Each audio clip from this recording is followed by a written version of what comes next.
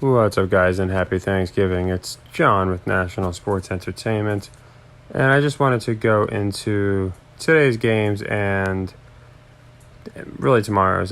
Today's, I want to do a recap on, of course, and then tomorrow's we can go into the who I like. So I know we have a lot of new people, and like whether in the Discord and stuff.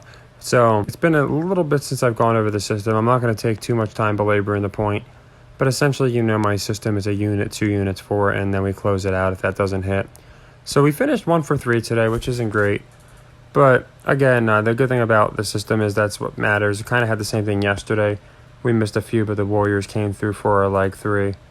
And then we had the Clippers over also come through in the same game, the same day. So, same game, yeah. So, in this case, we did have the Bills didn't come through.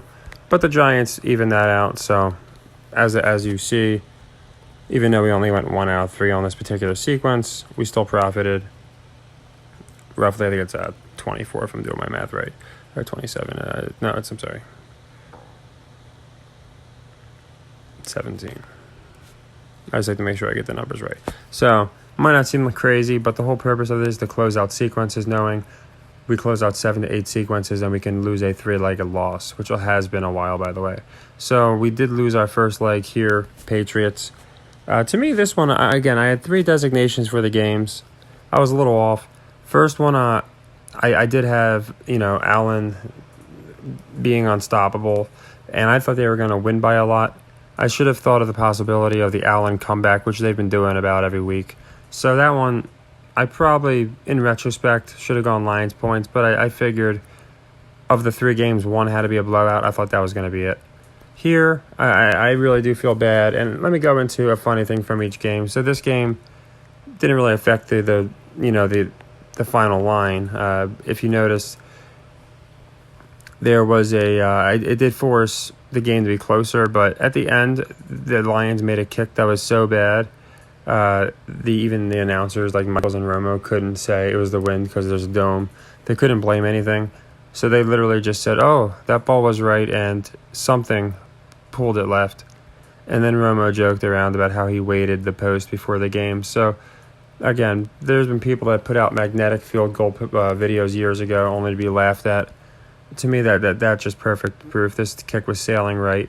And it makes no difference to my bottom line here, that kick. It's just when you see something, I like to point it out. Here, we saw both teams really using the gloves. I mean, goodness gracious, nobody could drop a ball except when it was convenient, and specifically Gallup, but both these guys with the ridiculous gloves. And what did they do? They trolled the Cowboys fans the whole game, right? Or at least the people that bet the spread, where all game, it looked, not all game, but they pulled ahead. It wasn't even looking close. Only for that last-minute Giants flurry to come through for us, which I'm grateful for.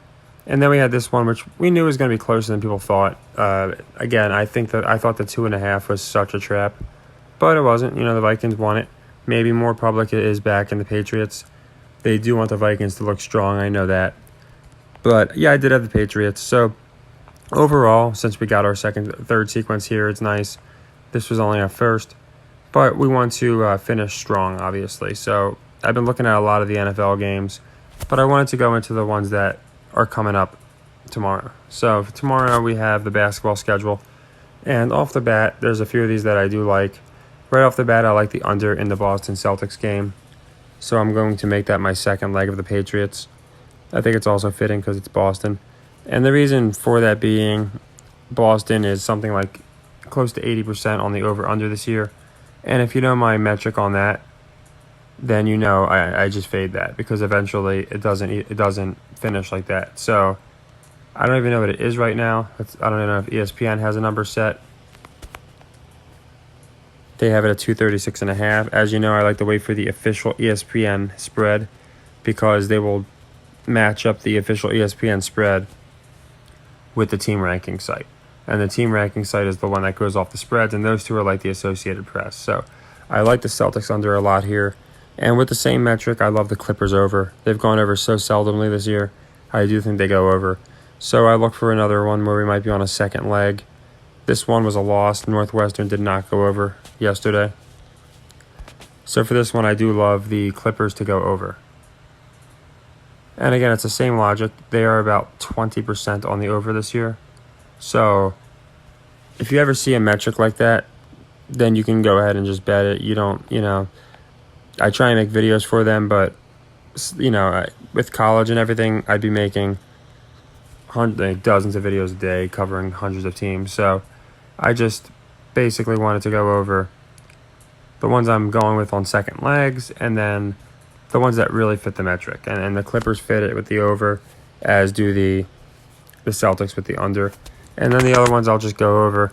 I was looking at a few teams, and again, I like to look at ones that are poor against the spread versus ones that are good against the spread.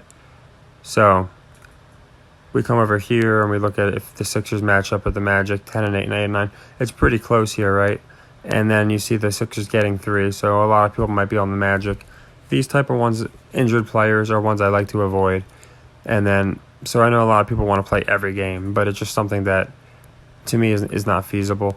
Now, the Lakers have just covered a few spreads. That being said, they're still pretty abysmal this year against the spread, and when they do win, I think they're going to win pretty big. So I do like the Lakers -5. I think they do cover the spread there. There's going to be games where they're going to have to look good and look bad, and it just leaves certain games where they're going to have to cover the spread. Because again, I know I've gone into this a lot, but this just does not hold. We can go back to any year you want. We'll go back just last year to make it simple. If you look at the against the spread, 70 and 25. I'm sorry, that's this year. I was going to say that sounds pretty high. Last year was 63 and 37. So you see that pace just doesn't hold. So this year when I see Dallas, who's not playing tomorrow, but they're playing pretty soon, Lakers, Memphis, Miami. Miami's just got a few wins on the spread, but I still look at them. I love teams like that to cover. Golden State. And then you look at the other teams on top, and we can fade them, right? Portland, Utah, Sacramento, etc.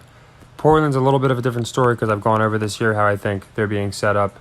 They're much better than they're being let out to be. I think people are going to sleep on them. But in certain games, I do think that they're going to be red herrings. But in this case, as you just saw, Warriors very poor against the spread, being pinned as a good home team. So it's another one where I like the Warriors here at home. 7 points, I think they cover that. Yeah, they're making the Jazz look strong. But again, I think that's just to spoil certain games. And this could be one of them, but it doesn't fit that typical metric. So I like the Warriors to cover. Over on the Clippers. Lakers to cover. And we don't like to play too many at a time, of course.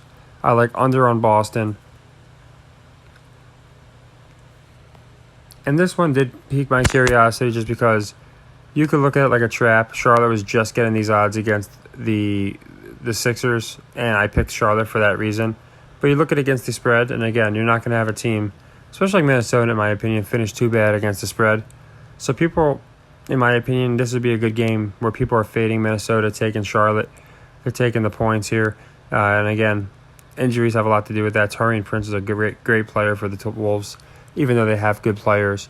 So people look at that kind of stuff, and I also think, again, there's just some games that are as advertised. They're not on ESPN, NBA TV. So I do like the Wolves to cover that spread. And if I catch any more, I will go into them. Like I said, I am staying away from the Nets for a little bit. I just think that the Nets they're going to be waiting on some things with them. I think depending on how Kyrie unfolds. Now, this is one where, to me, it looks like a trap both ways, because this is one, based off the spread, I love the Knicks, but based off of the public's image, I love the Blazers.